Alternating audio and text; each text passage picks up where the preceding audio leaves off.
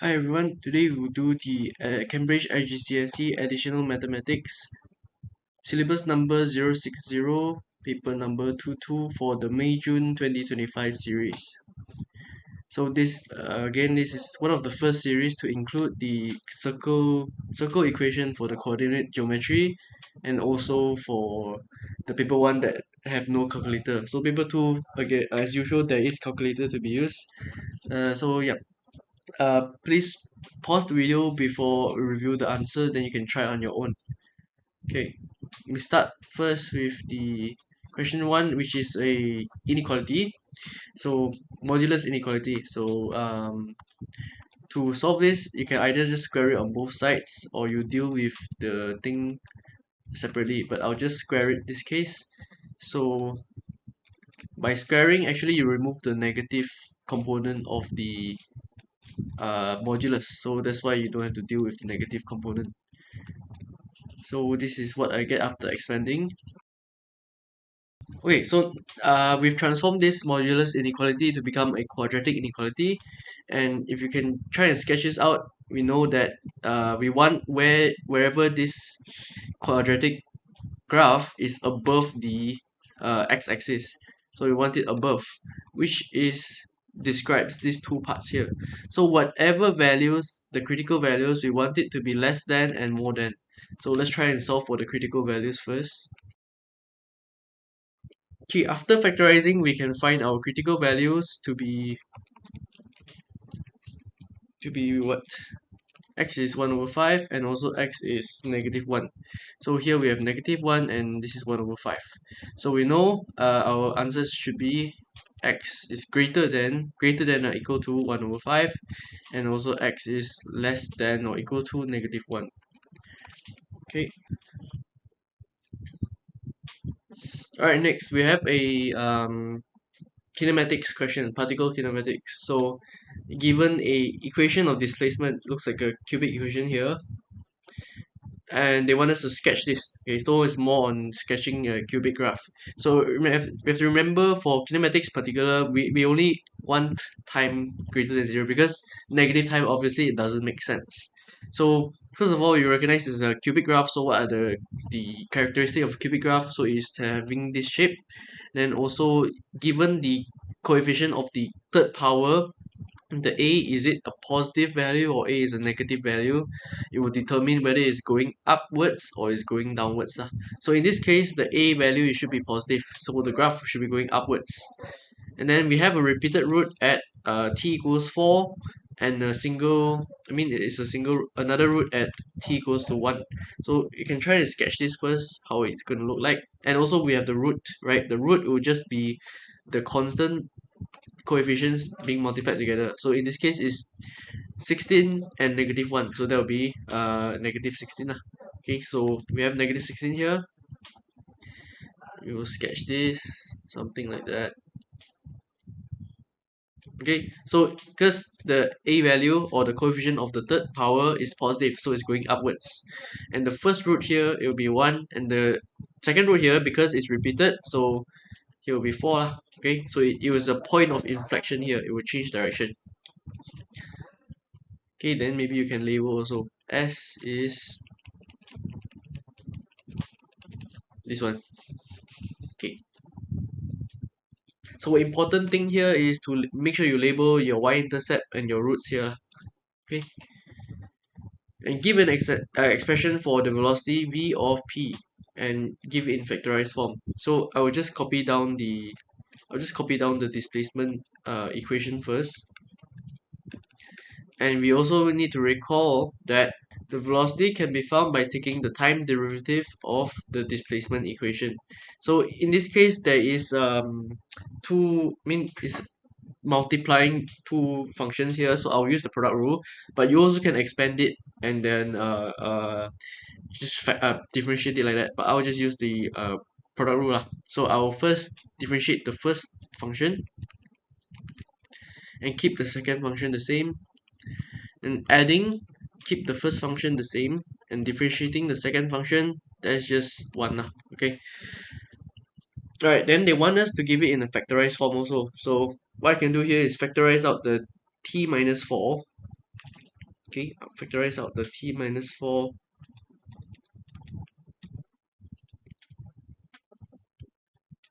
So I'm left with here t minus 1, and then here this one's gone, t minus 4. Alright, so we can simplify this even further and factorize it again. So there's a 3t and negative 6. So we need to factorize out the 3 also. So this will be the final answer. Right, next. On the axis, sketch the velocity time graph. Alright, so that's why they want us to give it in the factorized form, so that we can immediately know the roots. Alright, so we already know the roots is 4 and 2 here. And it's a quadratic graph, and the coefficient of the power of the second power, there will be a positive value. So we know the graph is a smiley face graph. And then we also can find out the y-intercept by multiplying all the constant term, which is 4 times 2, that's 8, times 3, that's 24. So we can just simply sketch the shape first. Okay, quadratic. Okay, sketch nicer a bit. It should be symmetrical. Right, it should be symmetrical. So here will be 24, here will be 2 and 4. Okay, then find an expression for the acceleration of p. So what I'm going to do is I'm just going to expand it so for easier for me to differentiate lah. Right, so this is the expanded version, and a will be the derivative, the time derivative of the velocity equation. So if I differentiate this, I will left with 6t minus 18. That's all. 6t minus 18. Right, because the constant term 24 will just disappear. Okay, and lastly, they want us to sketch the acceleration time graph, stating the intercept. Obviously, we have the y-intercept here is already explicitly shown, so there's negative 18, and we'll just draw up first. Now we want to find the x-intercept, so we will set when a is 0, so we want to solve for t, a equals to 0, t will be, actually it will be 3 lah. Okay, so here will be 3 seconds. Okay, so question 3 is about functions. So given f and given g, and they want you to solve the equation fg is 1. So always remember that the inside function goes first.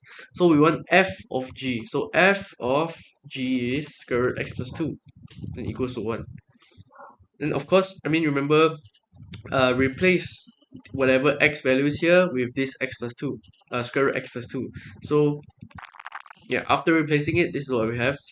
And we'll do some algebraic manipulation here. And to get rid of this square root, I can directly square it. So we arrive at the final answer is x equals to 2. Right, x equals to 2. Question 4. Given this trigonometric formula, find the value of the derivative evaluated when x is pi over 6. Okay, so obviously we need to use the chain rule and the product rule here. There's two functions being multiplied, and there's a function inside a function. Okay, so yeah, I will do the differentiation first. So the 4 is just a constant multiple, so I'll leave it outside the entire thing. And I will choose to differentiate cosine first. So sine 2x, I'll just leave it there, sine 2x. And to differentiate cosine, I'll get a negative sign. The inside function, just leave it first. And then also differentiating the inside of 2x, so I'll just get 2. Okay. Then I add it with I already differentiated the cosine, so I'll differentiate the sine. And differentiate sine 2x, you'll get 2 cosine 2x. And then again, we leave the cosine 2x here. So what I'm left with after simplifying, yeah, this is the final expression of what we are left with after doing the simplification. And now we want to evaluate it at this point. So let's try and do that when x is pi over 6. So I'll directly substitute it inside. So obviously, paper 2, you can directly type this into your calculator. So, or if you don't remember how to type into calculator or whatever reason, you can remember the 30 60 90 triangle, right? So 90, this is 2, this is square root 3, this is 1, and this will be 60 30. Okay, so pi over 3 radian, that will be 60 degrees. 1 pi radian, that's 180 degrees. So yeah, so cosine adjacent over hypotenuse, that will be half. Okay, 1 over 2, and we square it, so that will become 1 over 4, minus of the sine squared of this one. So opposite, that's square root 3, hypotenuse, that is 2, and we square it. Okay, so simplifying, let's try to simplify, and we get negative 4. Alright, so yep, that's the final answer. Okay, next, the curve has this equation, so it's the same equation as just now, and the normal to the curve at the point where x is pi over 6 meets x-axis at the point P. Find the exact coordinates of point P. Right, so we have already found we already found the gradient of the tangent at this point, and this is the normal. So if you recall that the gradient of normal is negative 1 over the gradient of tangent. So in this case, our gradient will be 1 over 4. Okay, 1 over 4. And also, okay, we need the coordinate, the y coordinate when x is pi over 6. So we can just evaluate it at that point. Again, I will use this triangle or these values also. So there will be 4 half and then square root 3 over 2. So square root 3. Right, so we know the point, this line or this curve, uh the normal to this curve lies on the point at pi over 6 and 3. And we also know the gradient is 1 over 4. So we can use the line equation, the straight line equation. Pi equals to x over 4 plus c through that point lah, through pi over 6 and square root 3. Okay, square root 3, pi over 6. Not finished yet, right? Not finished yet. Not finished yet, So the line equation is this, but we want to find the x-intercept. So at the x-intercept, actually, what is 0? X-intercept means y equals to 0. So let's try and solve this. So x, after rearranging, you should be able to get pi over 6 minus 4 square root 3. And therefore the exact coordinate, yeah, this will be your exact coordinate. Alright, next. A 4-digit number is to be formed with these 6 digits and must not start with 0. Any digit may be used at most once. Okay. So the only limitation first is that it must not start with 0. So let's try and do the planning here. So the first digit cannot be 0. That's limited to 5p1 already. And in this case, the order matters because it's a number. Okay. So the remaining 3, we can just lump it, because after one number or one digit is taken, you have 5 left only, so there will be 5p3. Okay, so multiply these two together and we get 300. Okay, question 2. Find out how many 4-digit numbers, even 4-digit numbers can be formed. So if it ends with 0, 2, 4, or 6, or 8, there will be a even number. Okay, so but the restriction we have is with the 0. Okay, so that will give us some problem. So let's say if the number ends with 0, if it ends with 0, okay, then we don't need to consider this consideration anymore at the front here. So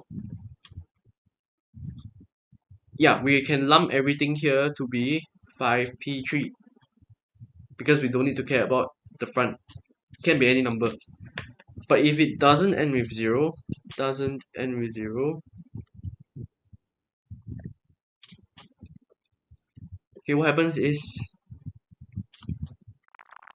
at the back it can be 4 digits, either 2, 4, 6, or 8. So that will be 4p1.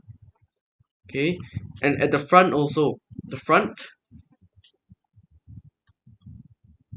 once we've taken one digit from these 5 possible numbers, then we'll end up with 4p1 also.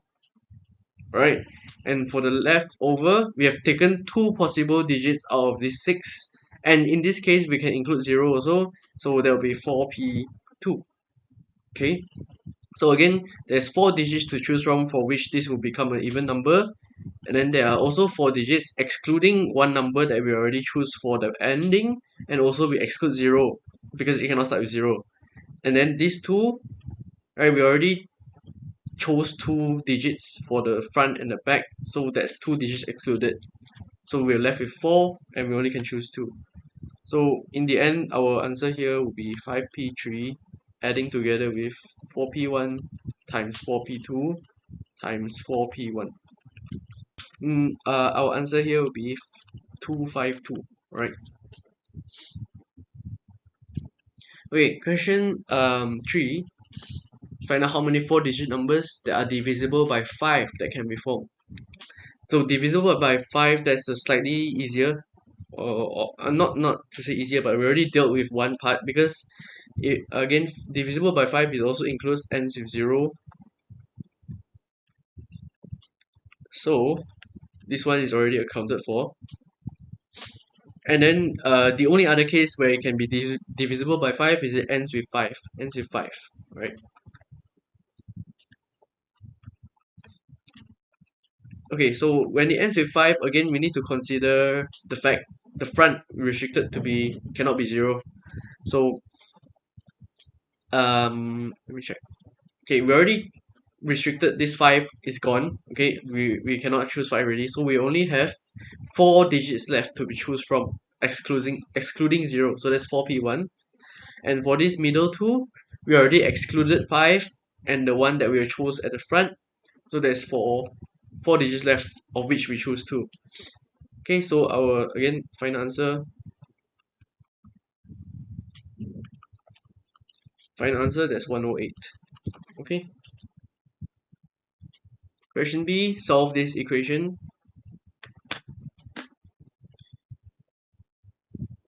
Okay, so we have this C here, the combination. If you don't remember what it means, it's in the formula sheet. I can show you here. It's this one. So in the formula sheet, they represent a bit differently using the vector notation, but it's the same thing. So NCR is the same thing as vector of NR. Okay, so that's the notation, which is n factorial over n minus r factorial and r factorial. Okay, so okay, let's try and write all this in algebraic form first. So n plus 1, that's at the top, so I'll write n plus 1 factorial here.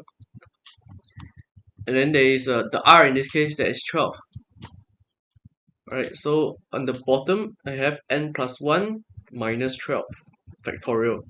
And this 1 minus 12, I can rewrite that, I can lump it together, be n minus 11. Right? And the end next is this r factorial, that's 12 factorial. Right, that's this one now. We're moving on to the next one, to 33, n minus 10. I'll just leave that for now. Here is a bit less complicated. N on top, n factorial, and n minus 10 at the bottom factorial. Right? So now we need to do some algebraic manipulation. And I'll rearrange this first for now to collect the few terms on one side first. So Okay, so I've rearranged the n plus 1 factorial is stayed here. The n factorial, I've put it over to this side on the bottom. The n minus 11 factorial, I've put it to the top on this side. And then lastly, all the constant terms, all the constant multiples, the 12 factorial, the 10 factorial, I put it to this side together with the rest of the constant terms. Okay, why are we doing this? So that it's easier to get rid of some stuff. Okay, so we have the n plus 1 factorial and n factorial on the bottom here. What that means essentially, okay, what factorial means is you have n plus 1 factorial, that is n plus 1 multiplied with n, multiplied n minus 1, multiplied n minus 2, right? Same as a numerical factorial. So let's say you have 5 factorial, that is 5 times 4 times 3 times 2 times 1. The same idea. So what this does for us, let's see, we have n factorial here, right? So n minus 1, n minus 2. So, alright, what this means is the top and the bottom cancels out most of the terms. Okay? So what we're left with in this this fraction is just the n plus 1 term. So I'll rewrite this entire fraction as just n plus 1. Okay, so we've dealt with this one already. Now let's deal with this side here. Okay, n minus 11 factorial. We have n minus 11 multiply n minus 12 multiply n minus 13, so on and so forth. And n minus 10 factorial, there will be n minus 10, n minus 11, n minus 12, and so on and so forth. So again, this n minus 11, n minus 12 onwards, it all cancels out, and we are left with just n minus 10. But this time, n minus 10 will be on the bottom, because this n minus 10 factorial is on the bottom. Alright, so again, I'll write this down. And 12 factorial over 10 factorial, then maybe let's just do this very quickly. 12 factorial, that's 12 times 11 times 10, so on. 10 factorial, 10 times 9 times 8, so on. So that cancels out everything onwards after 10, right? So we have 12 factorial over 10 factorial, we just have 12 times 11. So 33 times 12 times 11 times n minus 10, then we have 1 over n minus 10. Okay, so I've already shown you the derivations for how we get this n minus 10 on the bottom here. Okay, so this 2 cancels off and we can expand on this side. Okay, and now we have a quadratic equation that we need to solve. So this yields us two values, n is 65 and n is negative 67. Obviously, for what does combination mean actually is that you are choosing some number of items from some number of items. So you cannot choose from a negative number of items, so we reject this answer, and the only answer is this one. Okay. Right, next, the volume of a sphere is increasing at this constant rate. So let me just write that down first. The dv dt is increasing, okay, increasing, so positive 2 pi. And the unit, that is a cm cube per second. We want to find the rate of change of the surface area. So we want to find ds dt when the volume of the sphere is 36 pi cm cube. Okay, so we want to find the ds dt. So let's try and form a plan first. ds dt, we can, alright, we have dv dt. So we want to get the link from ds and dv so that using the chain rule we can cancel out the dv's, right? But how do we have this ds dt? You can probably use the formula of the surface area of a sphere and the volume of a sphere. So again, if you don't remember the formula, it's given to you, I believe, in the formula sheet.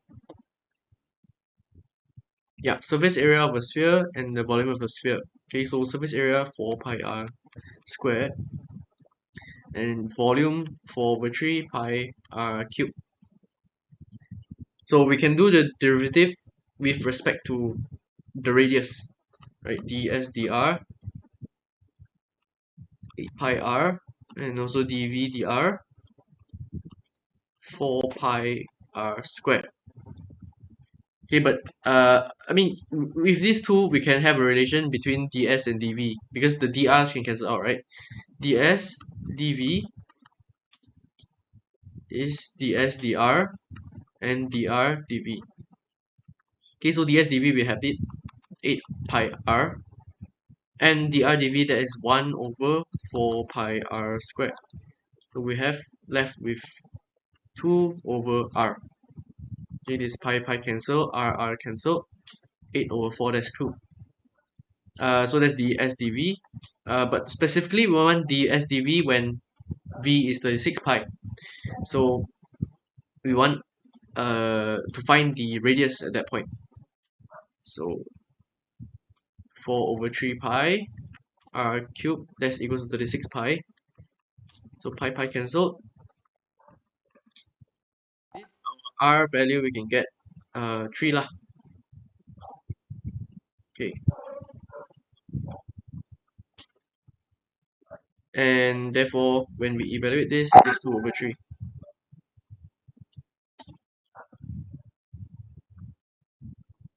Okay, so ds dt, I mean, we already have this ds dv, so 2 over 3, and then dv dt, that is 2 pi. So 2 pi, that's 4 pi over 3. And the unit, that will be cm squared per second.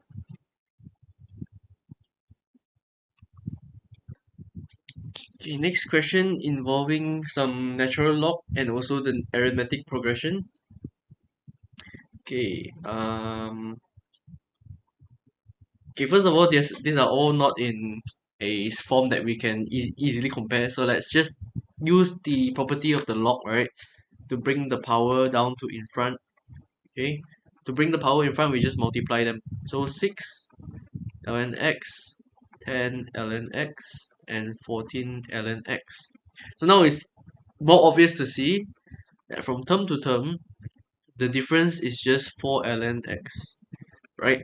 6 to 10, that's adding 4, and 10 to 14, that's adding 4. Okay, then we can formulate the term to term rule, or the term rule. There will be 2 ln x plus 4n ln x. Okay, so that will be the Tn formula. Now, we want to find the terms, the n for which the sum, okay, the sum is greater than n1. Again, this 43 ln x power 24, we want to make it into a standard form, or the form that's easier to compare again. That's 1032 ln x, right? Now, we're just using the formula basically. Again, if you don't remember the formula, like I don't remember the formula, it's in the formula sheet. Arithmetic series here. Okay, the sum of n terms. So we don't know what term it is yet. So we don't have the first and last term. Therefore, we use the second formula. We want to find n. So Sn, that is this one, 1032 ln x. Then we have half n 2a plus n minus 1 d. So n, we don't know what's n, we leave it. A, the first term, that is 6 ln x. So 2a, that's 12 ln x. Then n minus 1, again, we leave it. And the difference, that is 4 ln x. Okay, and since ln x, they can be factorized out on both sides, we'll go ahead and cancel them first. Right, now we're left with just this equation, and we can go and simplify it. Okay, after simplify, we left with a quadratic equation, which you can able to solve. I don't think you can factorize this one. Yeah, you cannot factorize this one, so we're using the quadratic formula. Okay, so now we have this expression for n, the two possible values of n. One will be positive, one will be negative. Obviously, in this case, um, n is the number of terms, right? Or which n is the number of terms basically. So we don't want it to go to the negative terms. So we choose the positive square root. And so I think I forgot. Yeah, there's a 2 here. So we have 21.7. So n for n to for the sum to become 1032 ln x, the n it will be 21.7. So therefore they want the next complete terms, or the least number of terms for it to be greater. We round it up to the 22nd term lah. Okay, so that's 22. And given that the 25th term of this progression is equal to 408, find the exact value of x. So that's great because we already have the term rule here. I'll just rewrite it. Tn 2 ln x plus 4n ln x. And we know that T25 is 408. So 2 ln x plus 4 times 25 ln x is 408. Adding this together, 102 ln x. And therefore x will be e power of 4. So we just leave it as the exact value.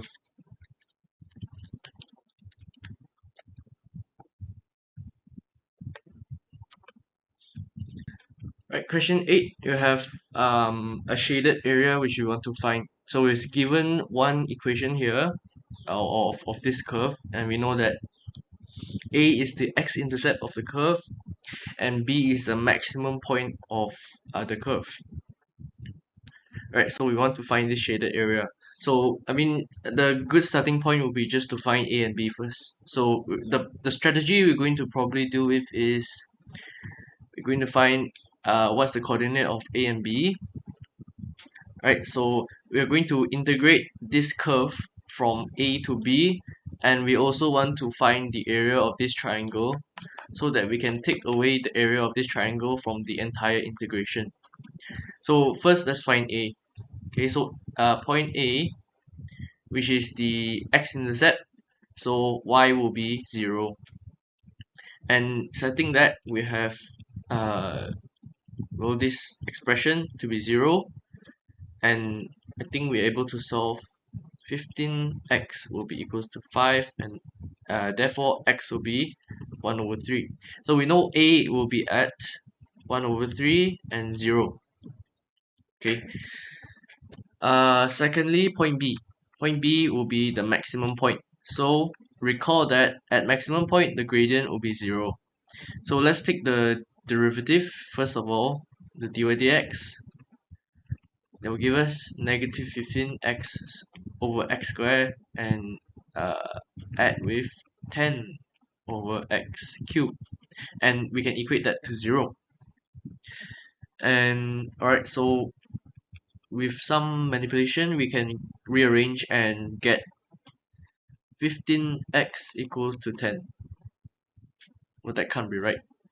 Oh yeah, correct. So x will be 2 over 3. And yeah, let's get the y coordinate also, since we're here already. So y, what's the expression for y again? 15 over x plus or minus 5 over 2 over 3 squared. So we have 11.25.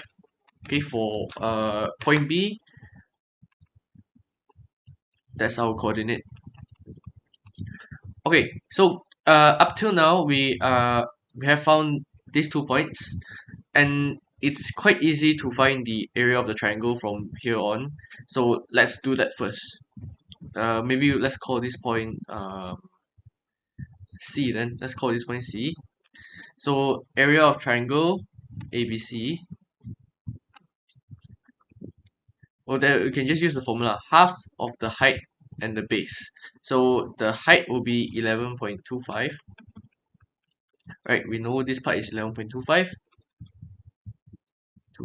and here will be 1/3, and here will be 2/3. Okay, so the base or the breadth of this triangle, that will be 2/3 minus 1/3. And so we want to keep it in exact form, so let's just do some algebra here. 11.25, that's also 45/4, so we can cancel out this one, and we're left with 15/8 as the area of the triangle itself. Okay, so that's the triangle done. So we can just label the area is 15/8. Okay. Next, we need to perform the integration from 1/1/3 to 2/3 of this expression here. So the area, okay, area under curve, we do the integral from 1/3 to 2/3 and 15/x minus 5/x squared, and integrate with respect to x. Okay, so this 15/x, when we integrate 1/x, that will be the natural log of x. So 15 is just a constant multiple, we can just pull it out. So it's 15 ln of x. And since 5/x squared, we can write that the same as power x minus 2. We add 1 to the power and divide by the new power. So that will be plus 5/x. And of course, don't forget the limits, 2/3 and 1/3. Right, so this is this is the integrated, this is already the integrated expression. Now we just need to deal with the limits. So when we plug in the limits, the top limit goes first. So 15 ln 2/3, 5 2/3, and this entire thing minus 15 ln 1/3 plus, so 5/1/3, that's just 15. Okay, so let's try and simplify this a bit. The 15 ln, okay, the two 15 ln's, I will just write it together here.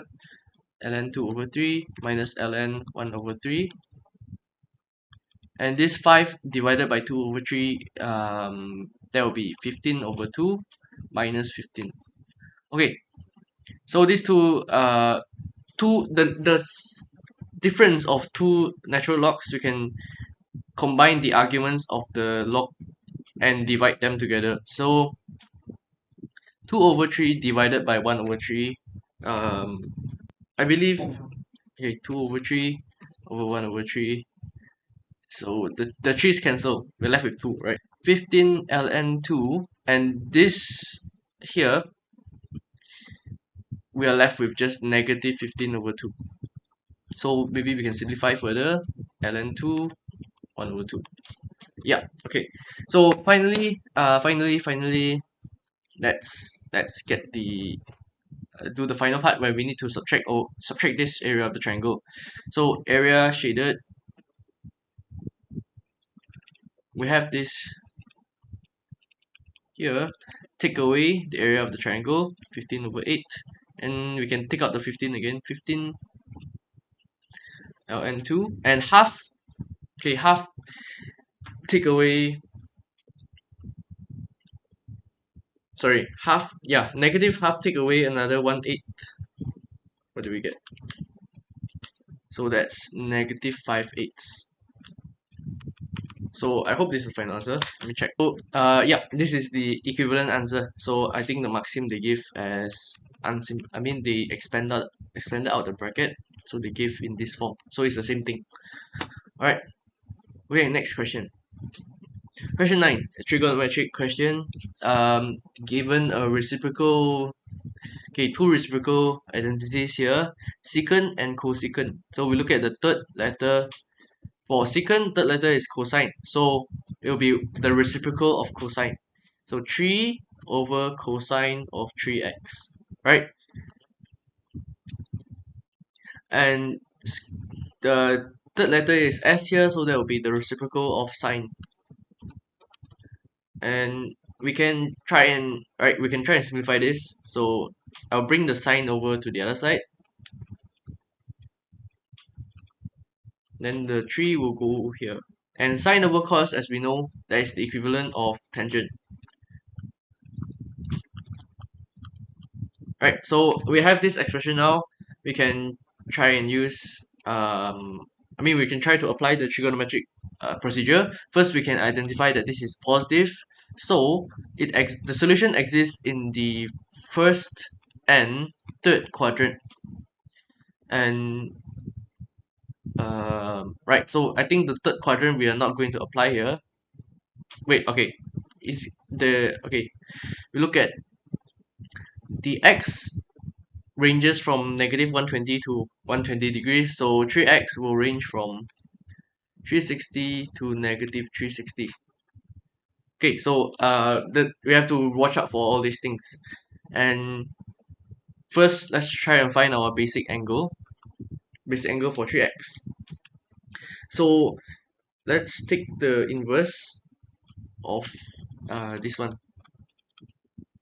Sec 3 over 3, and we have the basic angle that will be 30 degrees. So yeah, we know ASTC, right? Here will exist here, and in the third quadrant here. So the first solution we can get is 3x, that will be 30. Then another one will be here 180 plus 30, that will be 210. So if we go another round, that will exceed the limit of 360 already. So let's go to the negative solutions. So yeah, we go to the negative solution. That will be first going here, and that will be a negative 150. And secondly, going further, that will be a negative 330 degrees. So yeah, if we go more, that will also exceed 360 degrees, or negative 360 degrees. So let's stop there. And then x, we have 4 solutions, or should be 4 solutions. Negative 110. Right, so yeah, so please be sure to consider the negative answers also. And yeah, this will be the final solution. Right, next, solving this equation for y within this range. Okay, so it seems that we have a situation where we need to do some factorization here. So we can see the sine function appears on both sides of the equation. So some students may easily think, oh, you can just cancel that, right? But no, we need to consider all the cases, because if this equals to 0, that is also a solution. If this sine y plus pi over 3 is equal to 0, that is also a solution. So what we need to do is actually we rewrite the entire equation, and I will rearrange the sign to go to this side of the equation on the left side, and the whole thing will be equals to 0. And from here we can factorize out actually the sine y plus pi over 3, and we have cosine y plus pi over 3 minus 1, then equals to 0. So as we know, if there is two functions multiply together with a product equals to 0, either one of the functions can be equals to 0. So there are two possible solutions here.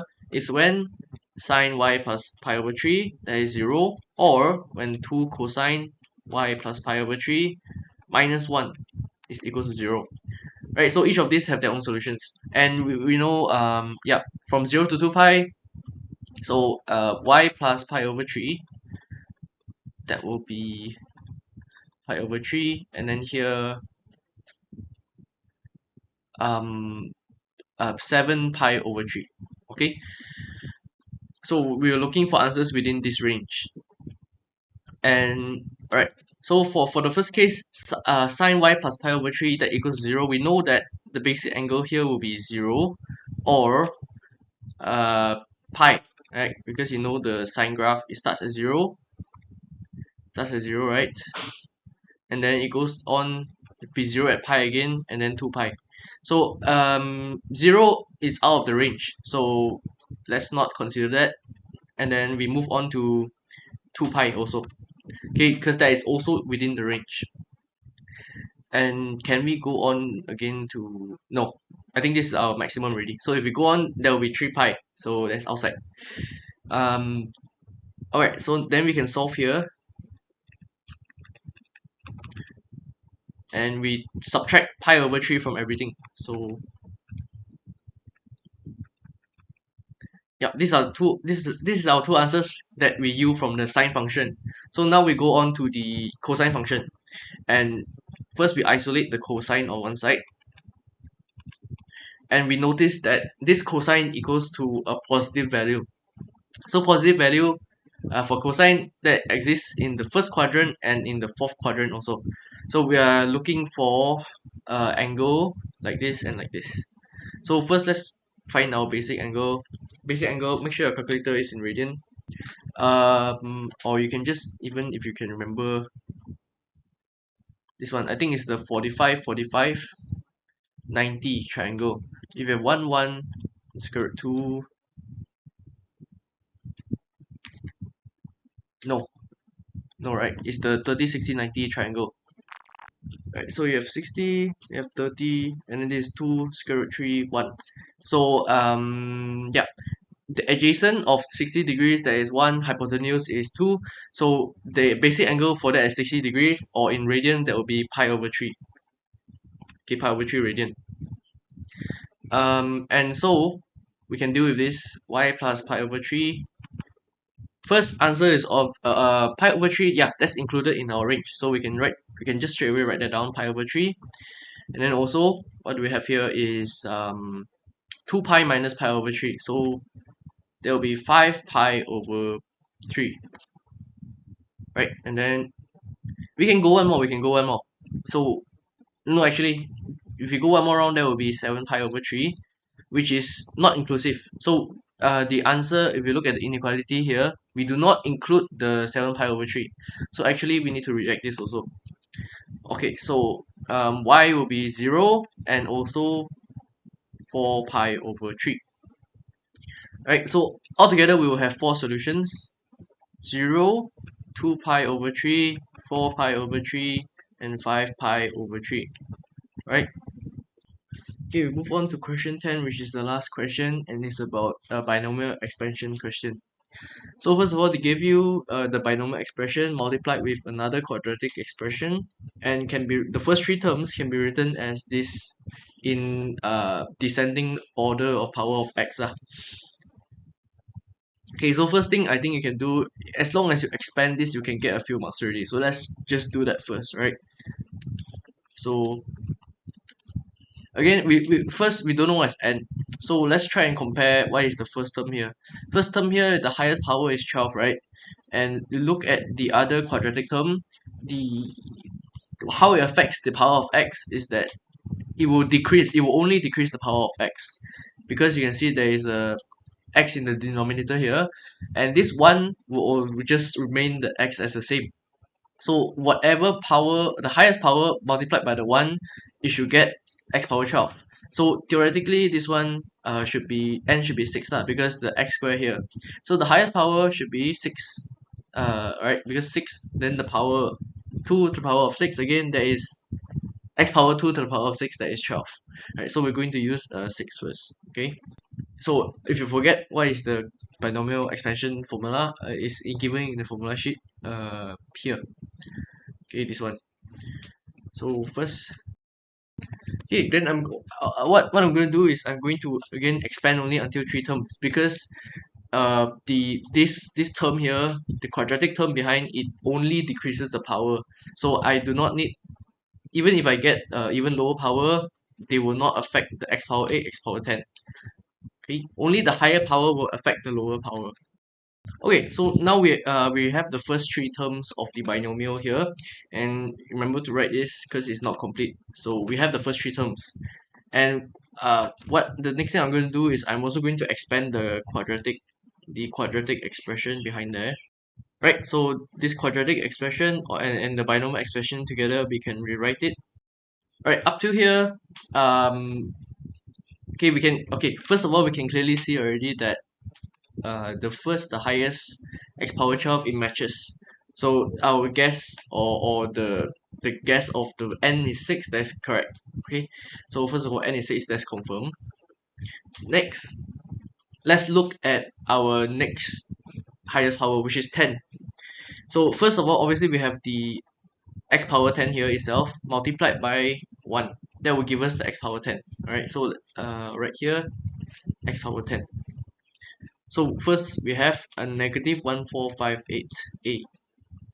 How else we can get x power 10 is from this one. The x power 12 multiply with this 2 over x squared, and the reducing of the power will get x10, x power 10 lah. So let's write that there also. 2 times 729. And lastly, yeah, that's it. Because this one, there's no way we can get the x power 8 to become an x power 10. Then we need to multiply x squared for that. And this x power 10, it has a coefficient of 972. Okay, so from this expression, you should be able to get, right, this expression you're able to get a is 1/3. Okay, okay, moving on to the next one, x power 8, the power. Okay, to get x power 8, okay, let's start with the obvious one here.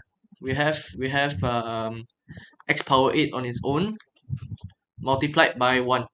Okay, that will give us x power 8. So that's the first thing that we have, 1215a squared. And next, this x power 10 we can multiply together with x power 1 over x squared, right? So x power 10 divided by x squared, that will get um x power 8. So negative 1458a multiplied by 2, and 21458a. Okay, lastly, x power 12. To reduce the power to become an 8, we need to get a power of negative 4 to multiply together. And conveniently, we have that here. So this also, x power 12, you multiply together with 1 over x power 4. So, and the coefficient of this one is just 1, so I'll just write 729. And we can equate it to b. Okay, so we can substitute this. We already found a, so you just need to substitute a. So all you need to do is substitute a into all these values here. And for b, yeah, you should be able to get 108. Okay, so this concludes the May-June 2025 paper 2-2 for IGCSE at Maths. Okay, all the best in your studies.